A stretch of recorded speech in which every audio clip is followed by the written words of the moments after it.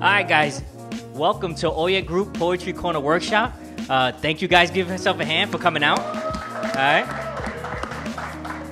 Without further ado, you've seen my face too much already. All right. I'm going to introduce Mr. Jason Koo. Give it up for Jason Koo, guys.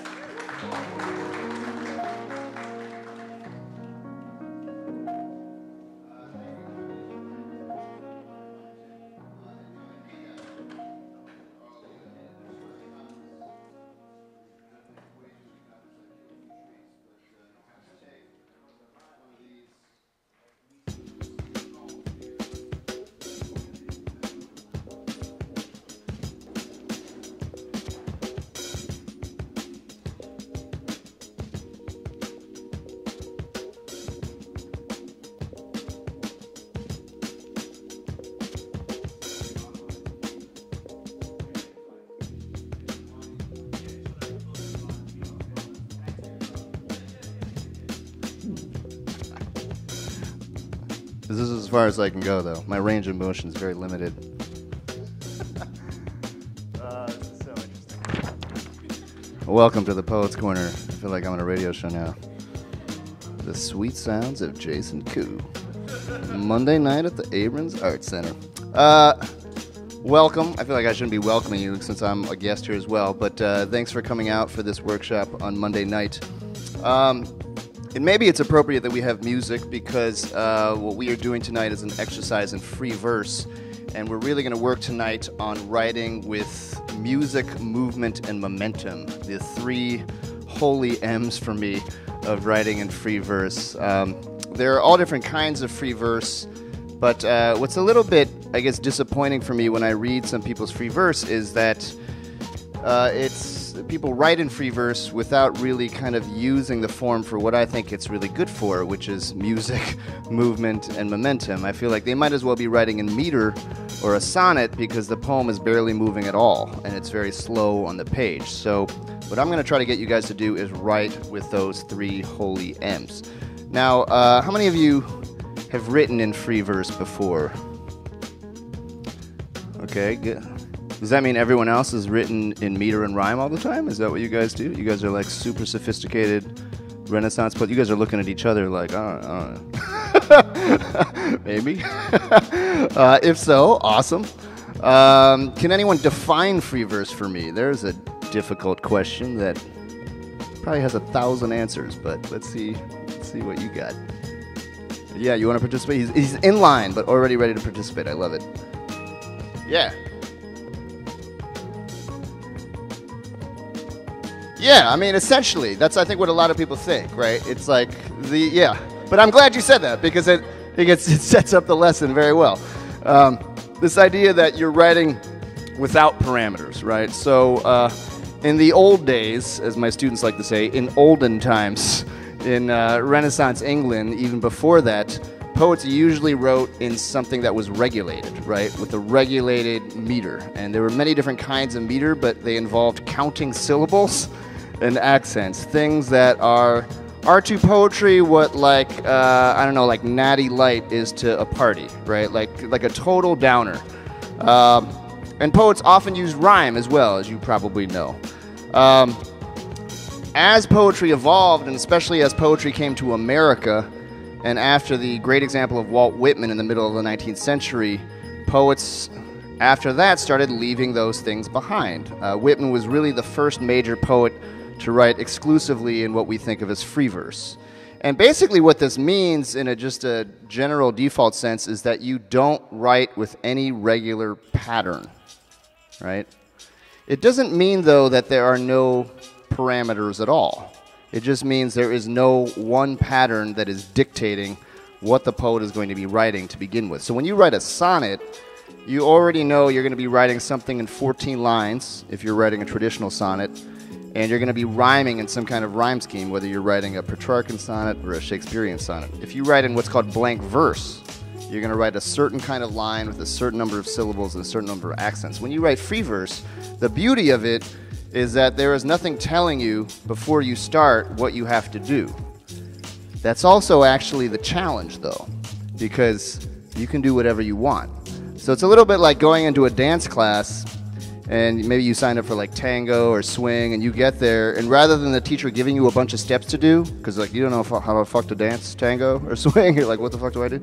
They just tell you to go onto the floor and dance, right? And that would be terrifying. But for some reason, when people write free verse, they don't have that same terror. And I think mostly that's because they don't really understand what free verse is. It's actually an untethering from any kind of regulation, which is both joyous and also a little bit terrifying.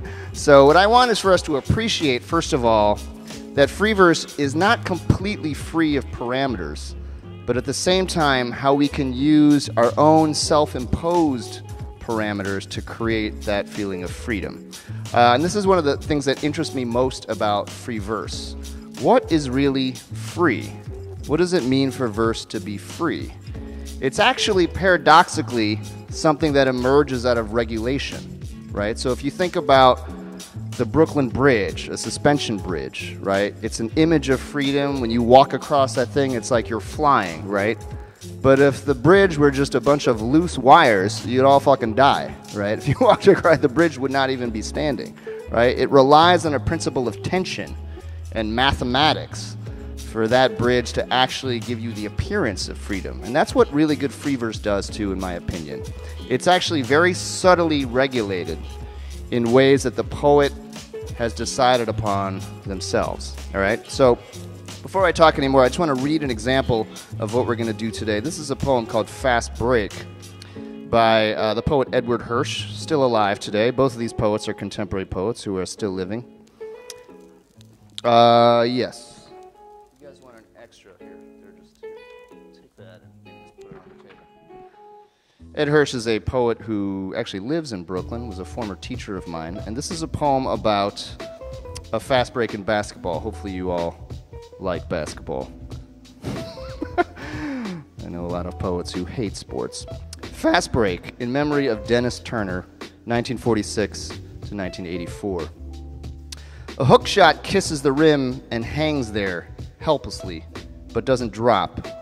And for once, our gangly starting center boxes out his man and times his jump perfectly, gathering the orange leather from the air like a cherished possession, and spinning around to throw a strike to the outlet who was already shoveling an underhand pass toward the other guard, scissoring past a flat-footed defender who looked stunned and nailed to the floor in the wrong direction, trying to catch sight of a high, gliding dribble and a man letting the play develop in front of him in slow motion, almost exactly like a coach's drawing on the blackboard, both forwards racing down the court the way that forwards should, fanning out and filling the lanes in tandem, moving together as brothers, passing the ball between them without a dribble, without a single bounce hitting the hardwood, until the guard lunges out and commits to the wrong man while the power forward explodes past them in a fury, taking the ball into the air by himself now and laying it gently against the glass for a layup, but losing his balance in the process,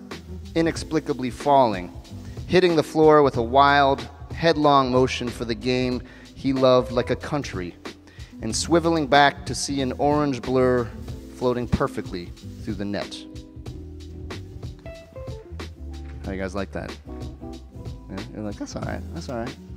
That was published a long time ago in the 80s. It's one of the best, if not the best, basketball poem that I know. There's really not much competition, which is sad, but it's one of the best basketball poems, and I think also one of the best poems at describing a physical motion, which is what you guys are going to do today.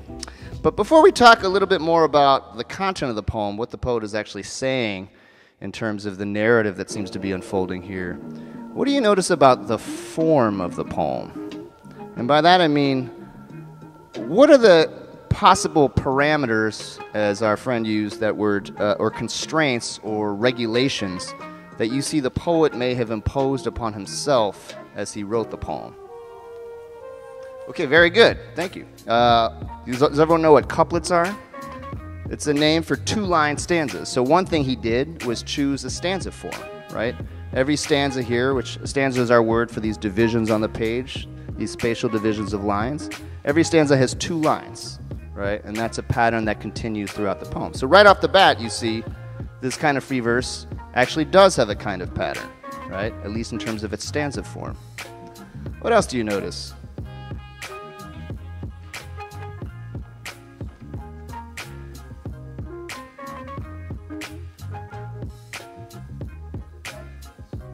Say that again, a little louder. Yeah, what you do, but when? At the very end. How many of you picked up on that? This is probably the key feature of the poem, and what makes it, in my mind, really exciting. The poem is all one sentence, from the hook shot kisses the rim all the way down to floating perfectly through the net, right? Now, if you can just go through it, how many stanzas or how many couplets do you count in the entire poem? This requires you to count, which I know is really annoying for a poet to do. 17? I'll just assume that's correct without checking.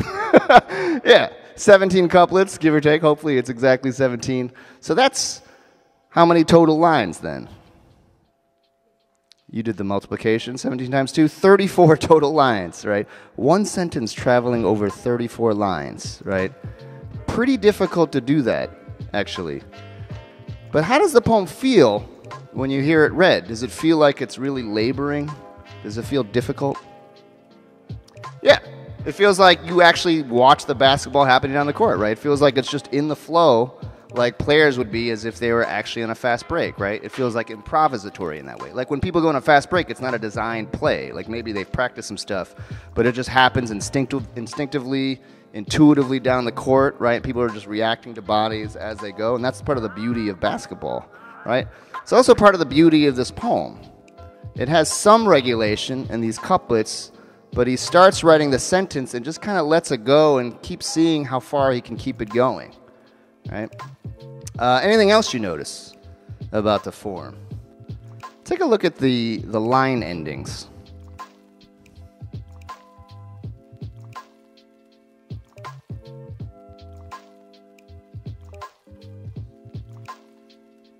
What do you notice about the punctuation at the end of the lines? Yeah. Yeah, very occasional. Yes. How many lines do you see that are actually closed with some kind of punctuation, whether it be a comma or a period in the whole poem? Yeah. Again, I'll assume you're correct. Yeah, we see drop, the second line with a comma. We see blackboard, followed by a comma. Then you have to go all the way to the second page. You see two in a row, lay up and process. And then you see net at the end. Does anyone know the term for what you call it when a line of poetry just continues past its ending without any type of punctuation stopping it? This is a super fancy term that we get from the French. This is what you get. This is what you get tonight. You get a super fancy. You don't even have to pay, and you get a free fancy French term. Enjambment, very good. Anthony, yeah. Anthony watches basketball with me sometimes. That's why he knows. It's called enjambment. I wish I had a blackboard. It's spelled E-N-J-A-M-B-M-E-N-T. Right? And the verb form of that is to enjamb. It comes from the French word jambe, which means leg. And one poet I know likes to describe enjambment as like the poem putting its leg over the end of the line, right, and going into the next line. So that's one way of thinking about it. But one thing that enjambment does, as you probably can tell, is it speeds up the poem, right? So the more enjambment you have, the faster the poem starts to move. What do you notice when you have the commas right at the top of the second page? Against the glass for a layup, the losing his balance in the process. What happens to the pace of the poem? It slows down, right? Because what do you do when you get to a comma? You pause, right? That's what you're supposed to do anyway. Not everyone does it, but you're supposed to do that. So the poem moves really quickly, and then as it gets to the end, it starts to slow down, which seems natural. He's trying to get into like a closing cadence, right? If you look at the line drop, followed by a comma, and then scan down the page, how many lines do you see in a row that are enjambed? 13? Is that right? I believe that's right, because I counted before the workshop. You have 13 lines in a row. Right? It's very difficult. When we write the poem for today, I'm going to challenge you. See if you yourself can do it, and hopefully you can, but it's very difficult to do. Not only to write a one-sentence poem, but to do so with so much enjambment. And what it requires is control, right? And this is a word we don't usually like to use us poets, when we talk about poetry or think about poetry, it's like probably most of us came to poetry because we didn't want to be controlled anymore. So we resent it when anyone talks about it. Like, how dare you try to control me? I'm going to say what the fuck I want, right? But the paradox here is the more in control you are of your form, the more the poem is going to fly, right? So if you really want something to be free, you've got to pay really close attention to grammar and syntax and punctuation. All that shit we didn't want to hear when we were in elementary school is actually super important for controlling your poem. And it's not like you need some rocket science degree in grammar and punctuation. You just have to be aware of how you're building your sentence, when you're using commas, and so on and so forth, right? So if you've already guessed, the poem that you're going to write today is a one-sentence poem that is precisely controlled, right? It's actually through precision that freedom emerges. That's something I really want to instill in you guys tonight. You shouldn't run away from precision and control, right? Those are actually your friends, right? Like, do you want other people to control you? No. But if you are exerting the principle of control yourself, it's all good, right? Like, you are the one deciding how the poem moves, right? Okay, any questions before we look at the next example? Okay, good. I like that you speak for everyone. That's awesome. You're like, nope, we're all good. Okay, let's look at Carp Poem. This is a poem by Terence Hayes, who's one of our great contemporary poets, a younger poet than Ed Hirsch. And before I read it, you'll notice already probably what about the form that's similar. Yeah, it is also in couplets. But what do you also notice about those couplets? Okay, there is enjambment. But what's different about the couplets, just at a glance? They're longer, right? The lines are actually much longer.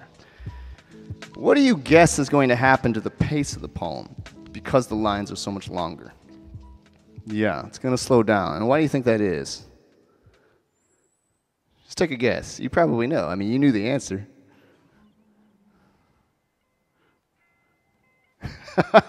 Okay. Did you have your hand up too? Yeah, to weary the reader. I'm going to make you tired, right? Well, there's more words on the page, right? So you got to say more words as you travel across the line. So the poem, rather than moving down the page, is moving across the page, and that's making the pace of the poem slow down. All right, Carp Poem. After I have parked below the spray paint caked in the granite grooves of the Frederick Douglass Middle School sign, where men-sized children loiter like shadows draped in outsized denim, jerseys, braids, and boots that mean I am no longer young. After I have made my way to the New Orleans Parish Jail down the block, where the black prison guard wearing the same wariness my prison guard father wears buzzes me in, I follow his pistol and shield along each corridor, trying not to look at the black men boxed and bunked around me, until I reach the tiny classroom where 24 black boys are dressed in jumpsuits, orange, as the carp I saw in a pond once in Japan. So many fat, snaggle-toothed fish ganged in and lurching for food that a lightweight tourist could have crossed the water on their backs, so long as he had tiny rice balls or bread to drop into the mouths below his footsteps, which I'm thinking is how Jesus must have walked on the lake that day, the crackers and crumbs falling from the folds of his robe, and how maybe it was the one fish so hungry it leaped up his sleeve that he later miraculously changed into a narrow loaf of bread, something that could stick to a believer's ribs. And don't get me wrong, I'm a believer too, in the power of food at least, having seen a footbridge of carp packed gill to gill, packed tighter than a room of boy prisoners, waiting to talk poetry with a young black poet, packed so close they'd have eaten each other had there been nothing else to eat. How you guys like that one? Yeah. Which one do you like better? Contest. This one? Why do you like this one more?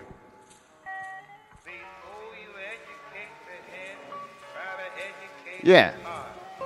Yeah, it's a little more like present in the social reality of the world. It's not that like basketball is not, right? But that's a game. And it feels a little bit more removed, I think, especially from our contemporary reality. Yeah. Other people? Other reasons why you might like it better? Or you don't have to like it better. Just thoughts. Say it again? 3 stories? Yeah. And could you track which stories those were? Yeah. Yeah, that's one. There's one before that, you're right. And tourists in what country, do you remember? Yeah. Can anyone help them out? Those PBRs look really good, by the way. What country is it? Japan, yeah. So he's exactly right. It starts with one story in the present. This Terrace Hayes is a young, well, he's not so young anymore, but now he's a middle-aged black poet going to this prison to teach these prisoners poetry. That's happening in the present. Then he sees the jumpsuits that are orange, and that reminds him of what in Japan?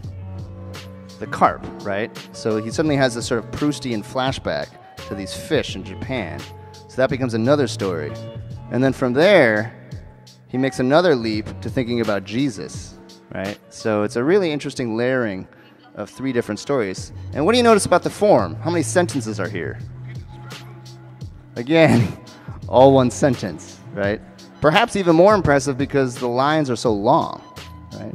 I'm not surprised that the lines are longer in this one because, as our friend here was pointing out, there's more of the present reality of the world in the poem, like just more of like our sociological context. There's more information that has to enter the poem. And usually when you see that, you need a little bit of a longer line to carry the weight of that information, right? Like he could have written it with really short lines, but the poem would have been much longer, first of all, and the lines would have had more difficulty carrying all the information forward, right, and still being interesting as lines. By the way, we didn't talk about the content of the Ed Hirsch poem. Did you guys figure out, like, is that poem just about basketball? Or do you feel like it's about something else as well?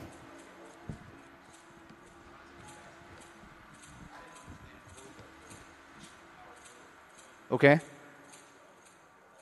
Yeah. So one part of it, it's like really knows basketball well, like just in terms of like the physical kind of diagramming of the movement of the players down the court, right? But what about the ending of the poem?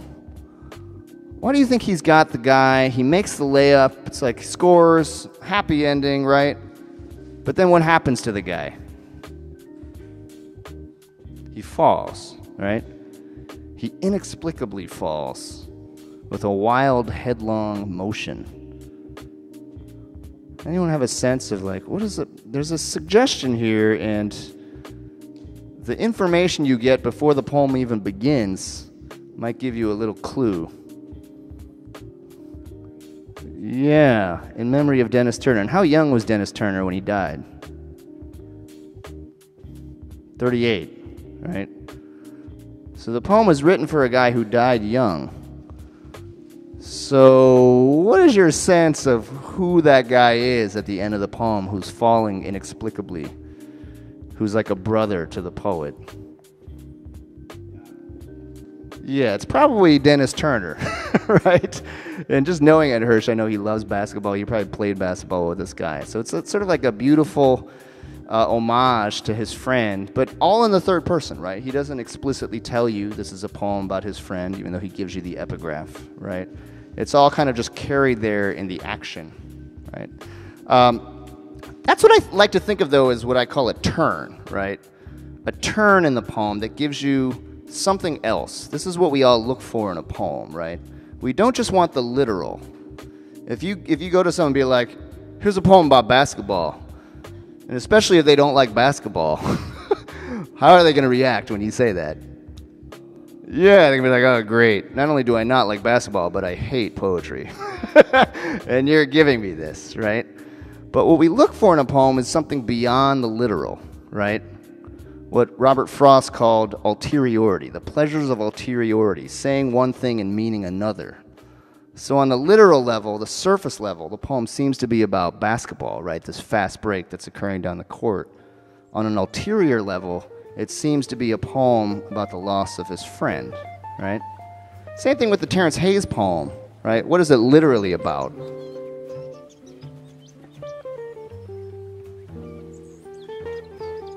I mean, we've already talked about it. What's happening in the literal first-person action of the poem? Yeah.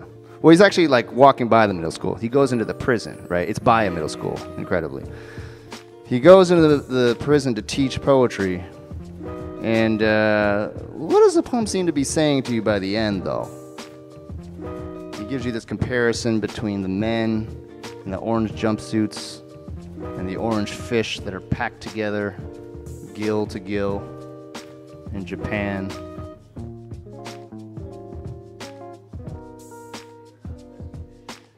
Yeah, he seems to be, I mean, maybe it's kind of obvious when you say it. This is how most poems work. When you like say what they mean, it sounds like kind of obvious. But that's happening all indirectly and through suggestion in the poem. He's saying something about just the living conditions of the prison. These guys are just packed in there like fish, right? They have no more autonomy and agency or freedom than these carp do in Japan. And what does he seem to be saying about himself, right? He too is black, like many of the prisoners we can probably guess that he's identifying with in the prison. What does he seem to be saying about his own privilege?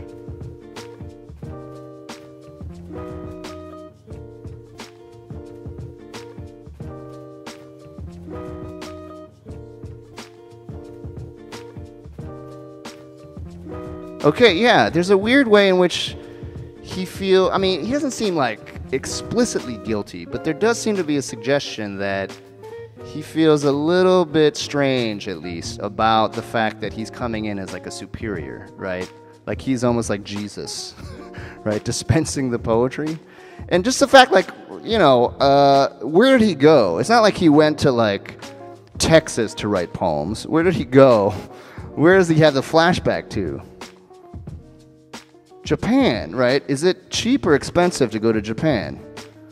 Yeah, so it implies something about his privilege already, just there. How did he go to Japan?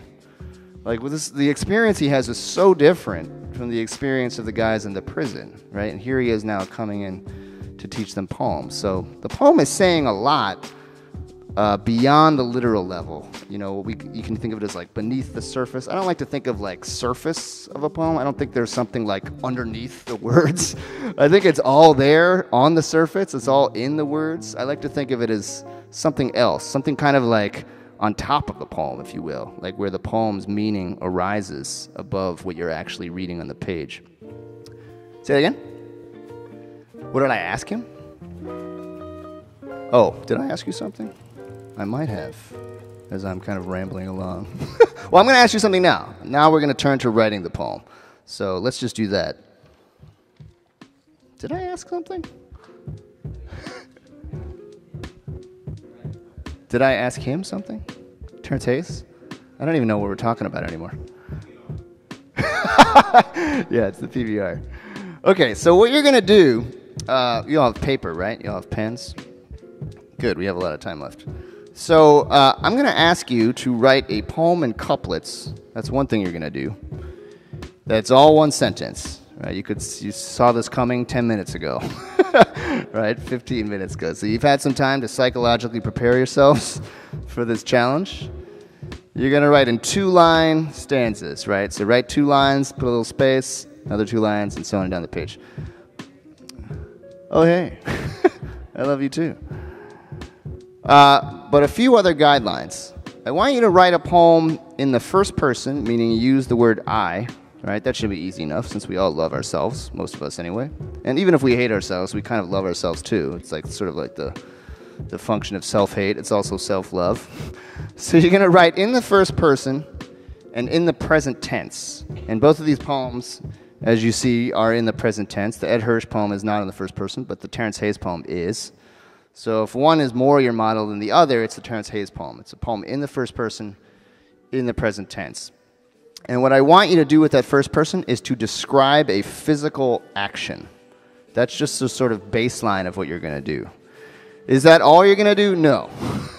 And the physical action can be anything. It's not like it has to be something like basketball. It could just be you walking down the street. Like, that's enough of a physical action. It could be you running. Like, I've taught this poem many times. I've gotten poems about walking, poems about running, poems about swimming, poems about playing sports, poems about making out, having sex, eating, drinking. There's tons of physical actions that you could write about in the first person, right? So that's going to anchor the poem. That's what you're doing formally. One sentence poem in couplets, first person, present tense, describing a physical action, right? But here's where I want you to go, and I just want you to think about this as you write the poem. And it's not something like you're going to be like, I'm going to put this in a poem at some point. I just want this to kind of guide the spirit of the poem. I think the beauty of this poem is as the physical action gets going that the poet is describing, something happens with consciousness, right? And the physical action is actually a kind of enactment or a generation of consciousness. And that's what I want you to do. So like, I want you to get into a rhythm in the poem where you're thinking in the poem, right? So you're having thoughts, you're having feelings, you're noticing things around you, right? So maybe you can actually remember something you did, and even though it happened in the past, you describe it in the present. Or you could just make it up entirely, if that's how you like to operate, right? It's probably a little easier to like remember something you actually did. But as with any of our physical actions in the world, especially when we're walking around, think about all the stuff that you're doing. You're noticing things with your eyes, you're noticing things with your sense of smell, your sense of hearing, and then your thoughts are just pumping endlessly, right?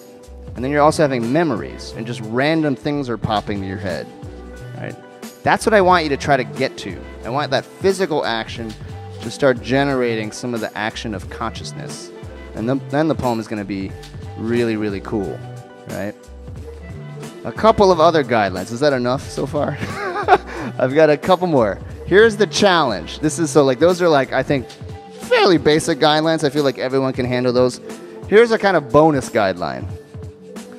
Write at least 5 or 6 lines in a row that don't have punctuation at the end, right? So that are enjambed. See if you can do that. Keep the sentence going without stopping the line at the end. You don't have to. It's a bonus requirement, but it would be cool if you could try to do that, right? And you do have to be using punctuation in this poem, right? You might, as a poet, hate to use punctuation. You never do it. If that's the case, I think all the better that you're going to try right now to force yourself to use punctuation, because punctuation is a huge resource in terms of regulating the rhythm and momentum of a poem. I like unpunctuated poems too, but the downside of them is the rhythm is almost always the same, line by line, because there's nothing changing the pace except for the words themselves, right? And the words themselves can pace a poem pretty well, but you lose the resource of punctuation. So in this poem, I want you to try to use conventional punctuation. And the sentence, here's the thing, the one sentence has to be grammatically sound. And by that I mean it's very different from writing a run-on sentence that doesn't really make any sense by the end, right? We can all do that. Hell, our like 2-year-old brother could do that. But we're fucking poets, and we all look like adults, right? We're all legal drinking age. You've got to try to write a long sentence that is grammatically sound from beginning to end, and that is a real challenge. Okay, has everyone got this? Okay, great. Some pro tips for you. Pay close attention to your verbs. Verbs in this kind of poem are hugely important. Use interesting verbs. Don't just be using like to-be verbs all the time. I am this, I am that, but like use some active verbs, right? Remember some of those verbs from the Ed Hirsch poem? Scissoring, funneling, shoveling. Those are really active, expressive verbs. So if you use good verbs, and if you use the ing form of those verbs, those will be your friend in this poem, I guarantee you. What we call participles, ing forms of verbs. All right? Okay, that's it. Is there any questions? What time is it? Good. We have like 10 minutes or so, 10, 15. because I do want to share a little bit at the end. Do we share at the end of this, or do we save that for the open mic? We share at the end. Okay. Oh, we do it for the open mic, so we can just use the rest of the time to write. Okay. Well, we'll see how it goes. We'll just write, and then maybe at the end we'll have a brief chat. Okay. So you got like 15 minutes at least. No pressure. Only one sentence. All right.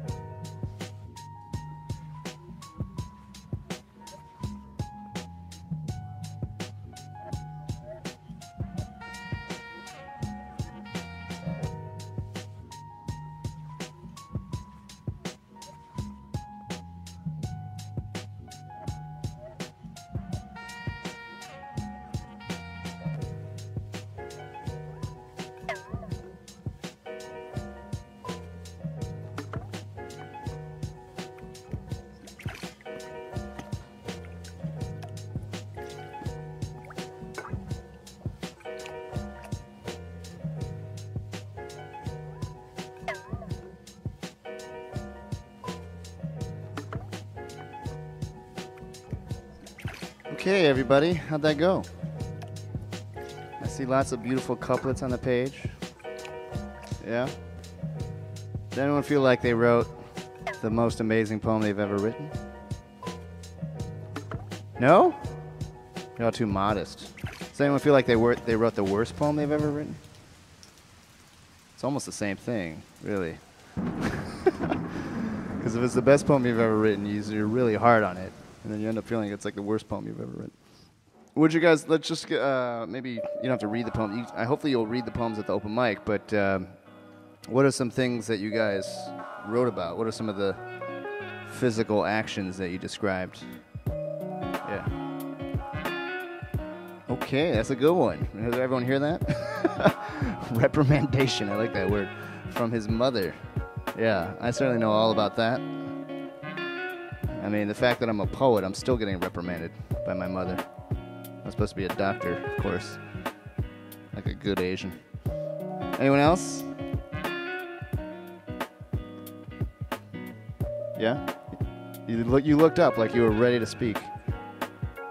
Oh, that's a good one. Yeah. That's like ripe for metaphor. Taking your makeup off.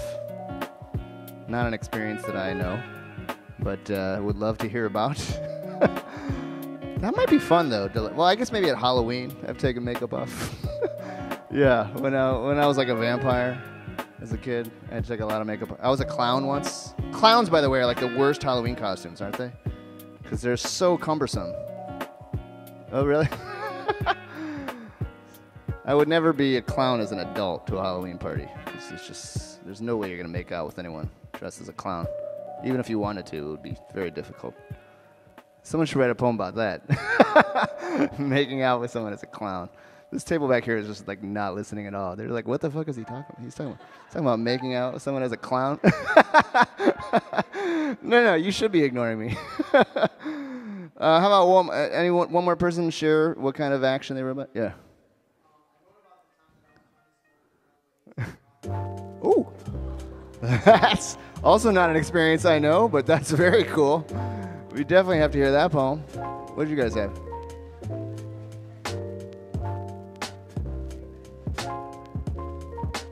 Ooh, that's super fancy. Yeah. Also not something I know how to do. Good for you. Yeah. Whoa. Man, these are like super specific physical action. I was like right about walking. You're like, I got you. My physical experience is a little more sophisticated than yours, Koo.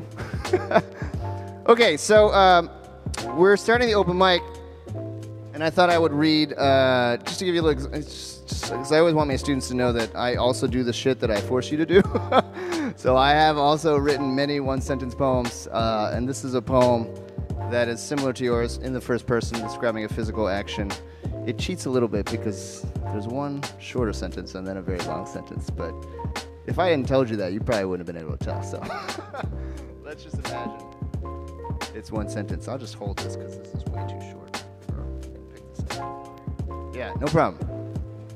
You all ready for the open mic? Okay, great.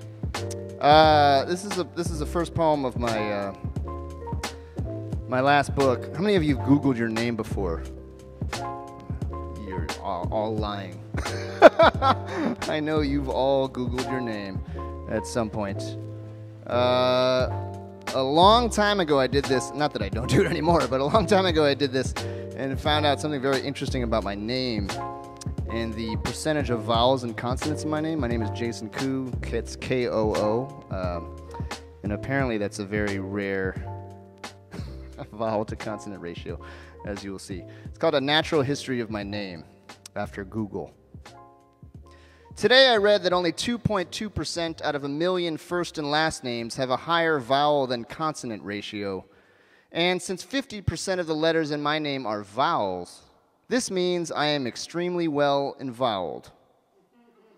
I go outside strutting the bulge in my name. The trees are wowed by my vowels. They only have 2 E's, which is why they have no leaves at this time of year. The snow must submit to the scrunch of my boots. Snow only has 1 O, and I have 3. Even my boots, so tough and rugged, clearly dominating the one-owed snow, must bow down to the deity of me, with 3, never raising themselves higher than my feet. I cross the bridge and it is the same. The river cannot keep up with me. Look at it writhing in the ice, so fearsome with its 66.7% involvement, but not so intimidating to me, because ice, if you'll notice, slides on its sea, eventually skidding to a stop like a hockey player before the puck of the E, which in a flick disappears. Whereas I keep floating out on my opening of O's. The song of my name is repeated through nature. Cuckoos and owls take pleasure in perpetuating it. Just one coo is never enough for them. Coo must always come coupling through their throats. You can hear this song taken up by school children. I used to hear it all the time. I thought kids were taunting me, but now I know they were just jealous of my O's. They saw these heaped in their bowls of canned spaghetti and cereal, but no matter how many spoonfuls they jammed in their mouths, no matter how many more muscles they grew than me, they never grew any more richly involved. This was just something you had to be born with, a natural advantage of hailing from a family that came from a tiny Pacific peninsula whooped by other countries. Our name shed contours of consonants to slip past detection, shape-shifting into other words like a syllable chameleon, from haiku to coup d'etat, matching colonial culture and upheaval. So when I hear haiku today, followed by a giggle, the laugh is not on me, but on the oppressors, whose whole poetic tradition gets wiped out by my arrival. There it is. Thank you. Almost a one-sentence poem. Okay, so who's reading next? How does this work? They just come up. All right. Well, I'm gonna depart and drink wine. You all read your poetry.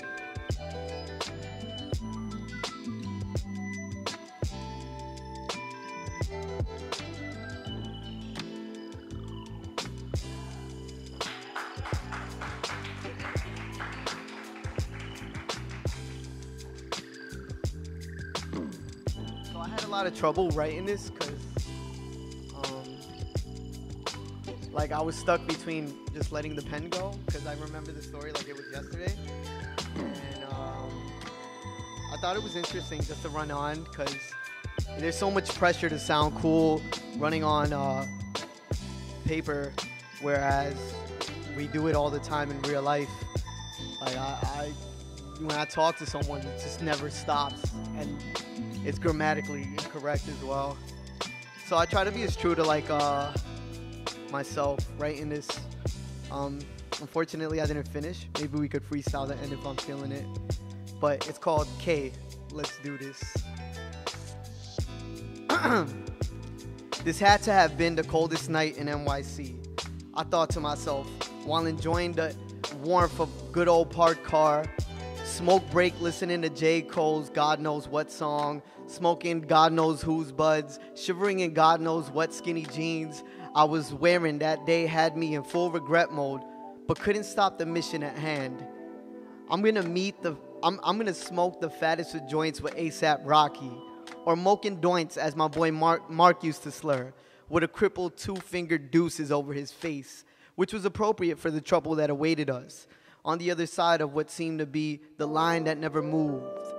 But it moved eventually like ice melting, an appropriate metaphor. That's all I got. Oh, I eventually ended up smoking with ASAP Rocky.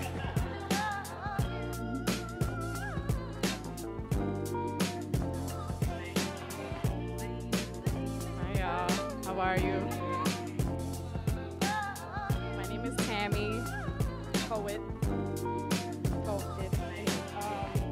I don't know if I followed the rules or did anything right, but we'll see. It smells like maple and brown sugar, a flavor condoms don't come in but would probably be delicious if they did. He was warm, and I could tell by the bowl in his back that he wanted me near. He sat naked, body full, sweet steel-cut abs glistening in a way only the sun could do. It was morning, and there was no better feeling than placing him in my mouth, and I swallowed because spitting would be a waste of oatmeal.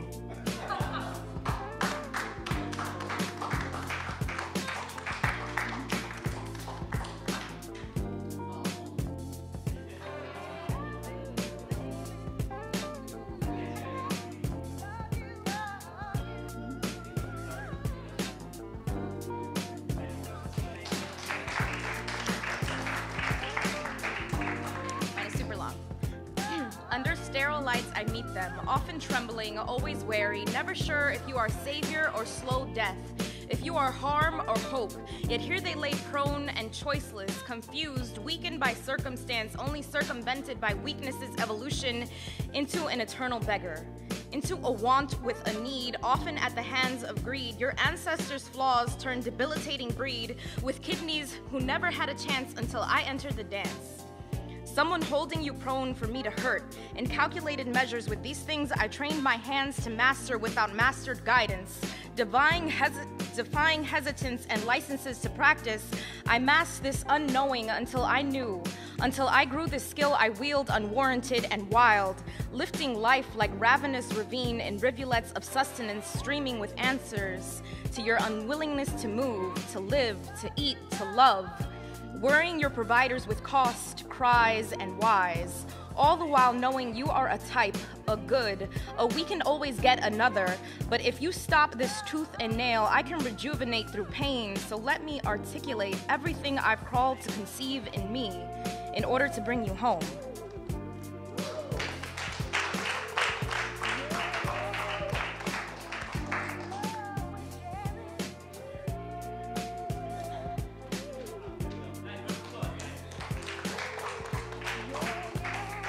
I want to go because I'm unsure about it, and she's great, so I just figured just get destroyed and go after the best, once I was thinking about a situation I was trying to have sex in the shower, where, it's a small-ish shower, and you have to move in interesting ways, but it didn't end up really talking about that much, but that's what I was thinking about.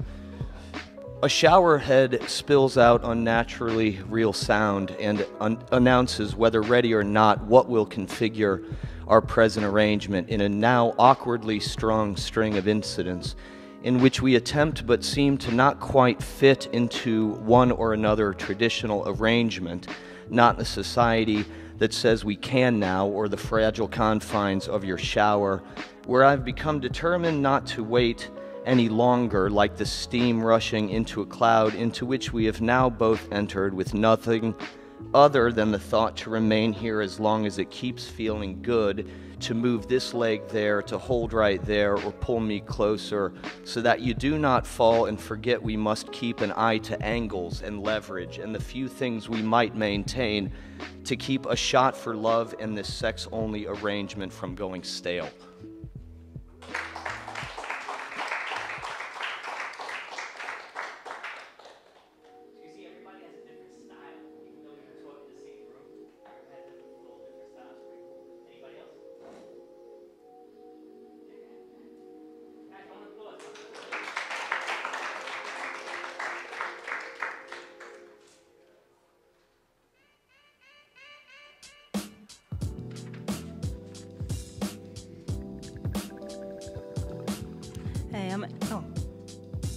Can you hear me?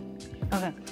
Hey, I'm Angela, and this is about grocery shopping. The Pioneer Market on Lenox is farther from home. It's narrower, like the reverse of the Key Food on my corner, but the produce here lasts longer, feels firmer, so I'm swerving in unfamiliar aisles like I know where I'm going. Doubling back this rusty cart and then pulling over for more seasoned shoppers. I know what I need. I'm confused in this layout with not enough space, too many high shelves usually I can reach, and I don't want anyone's help. But finding cereal box bold colors where I'm used to white rows, all paper products, and soft stacked loaves where I expect sleek bottles. I'm wondering how much time I've wasted wandering, and yet I'm not ready for the 9-block walk back to my new emptiness. And so I linger in front of cookies, packages shiny and boasting. I notice the brand that sparks a smile. I know it looks random. I'm thinking retro, hearing my mom singing the Lorna Doone jingle, 1950 style. And then I know that feeling lost will come often, but my memories comfort me.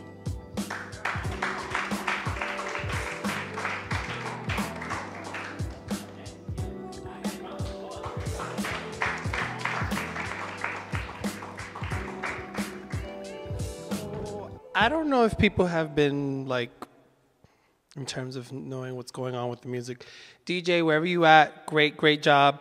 I'm saying that because as everyone is, like, in this space, the music without, like, us rhyming is in the space. So, just want to say that. So, yeah. So, again, Mr. Koo, don't even know if I followed the prompt right. I did my best to do the whole couplets. So we'll see how it goes. Creating habits is not a human concept. Creating habits is an experimental way of thinking, a way of thinking that causes and creates principles. Principles and thoughts that jams into people's head as they go to sleep at 1 a.m. Streams of consciousness appear on a page, etching and sketching. Let's play, etch and sketch, where you design your life path. Shades of red, yellow, orange, pink, purple, and blue intertwines. Cosmic melody at its finest. I suddenly rise, laying on top of an air mattress, just waiting to give a sound cue to rise up. The body, my body feels so warm. My blanket is so warm. My blanket is warm and fluffy. The bone cracks every inch of my body as I prepare for the day to enter my job on time. I have music playing in my head as I plie to get my body warmed up. My hips are not tight. I make sure it's aligned with my butt, my lumbar and spine. Stretching takes a lot of my time, ideally in my head. I start rushing and enter into my sea, a sea of suds, a sea of emotions, a shower. Brushing my teeth with cinnamon, wild orange, and along with peppermint makes my mouth tingle. Tingle to the point of being fresh. Fresh to death, not fresh to die.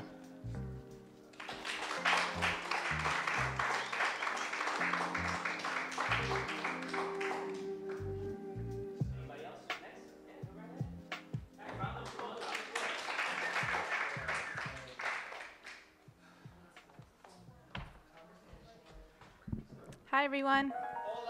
Hi. My name is Silai, and today I would like to take you on a journey to the train station.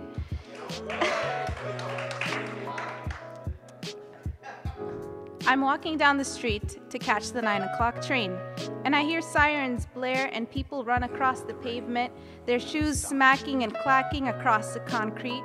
There is a wild, frenetic smell floating through the air, and I struggle to make sense of this feeling that an impending gloom is about to shatter my sense of being. And I'm thinking about how to contain and gather myself for the storm, about who will collect my bones and belongings after I'm gone, about whether my energy will be enough for people to remember me, about whether or not it's important that people remember me at all, and my steps quicken in pace, and I struggle to catch my breath, so as I duck into the station from where I am about to board my train, and as the conductor is announcing that the next stop is so-and-so, and please don't block the closing doors, I rush to find my place aboard the clanking box of movement. Thank you.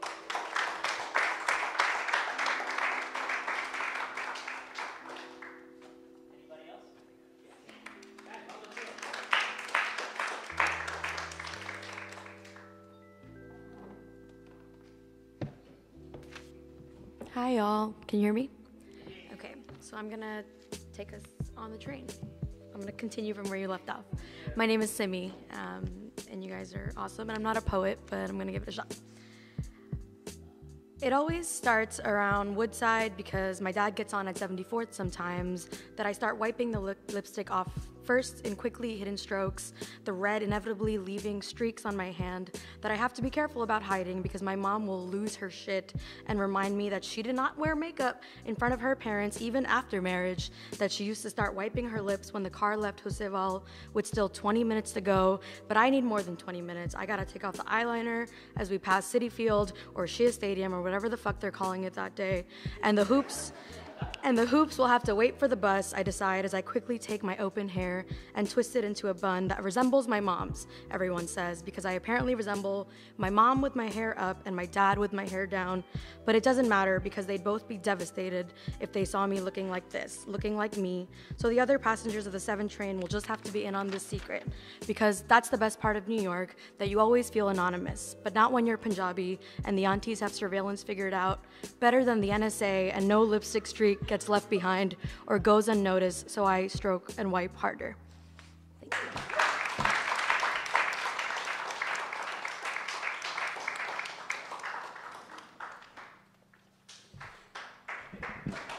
Thanks, yeah.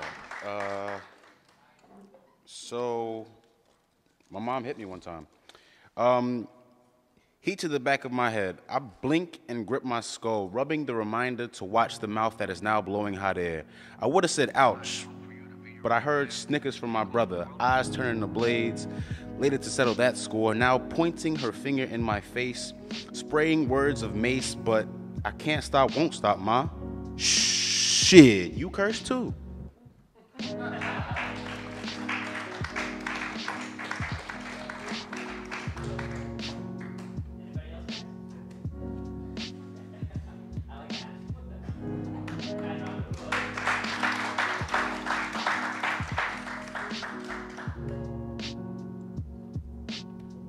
Hello, fellow Earthlings. Today was my first day of work at a really awesome job. That's not what this poem is about. Okay, so when I learned to weave, I learned all kinds of new words. Warp, set, ends per inch, picks per inch. Words take on a new meaning. A shot is every time I pass a stick shuttle through the shed. No one teaches me. I try to make sense of these strange words. YouTube video after YouTube video. I barely understand until I do. Every time I see yarn, the world is alive with endless possibility.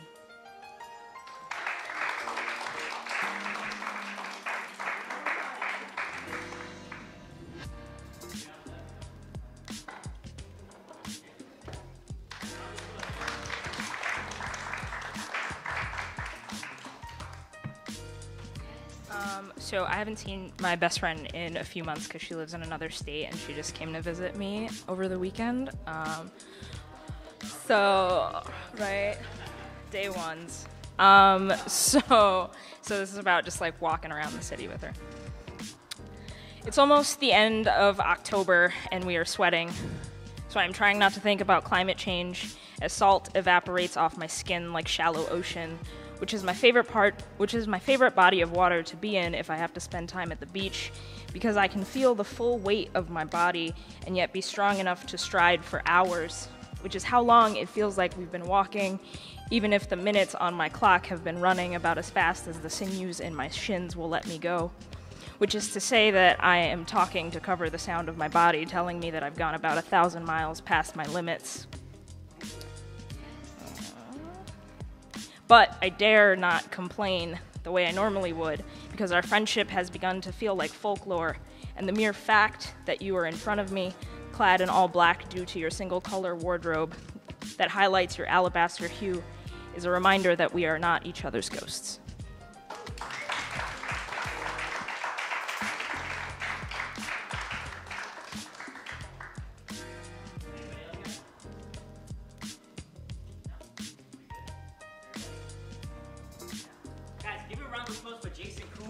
Out today? I don't need this. Do I need this? This is so high, it's crazy. There we go, that's much better. All right, guys, give yourselves a round of applause for standing up here. This is not easy. This is not easy. I was gonna try to write something. I was like, yeah, that's not gonna happen. All right. now's the time, guys. We still have snacks available. We're going to have open discussion. Jason's still here, all right? we try to throw him out. He doesn't want to go. I think it was their wine. All right? So you guys can talk to him. You guys can discuss amongst each other, network. This is the time to get to pick his brain, pick each other's brains. All right? Guys, thank you for coming out. Hope you enjoying the rest of the night. Yeah. Yeah. Mm-hmm. Yeah. All right. Guys, give it up for Arts and Rhymes. He was not asking for an applause, by the way. Just want to make sure. He wasn't like, He was just asking me to cut it. All right? Guys, enjoy the rest of the night. We're going to be here for another half an hour, a little more than that. All right? Guys, please, we don't want to take anything home.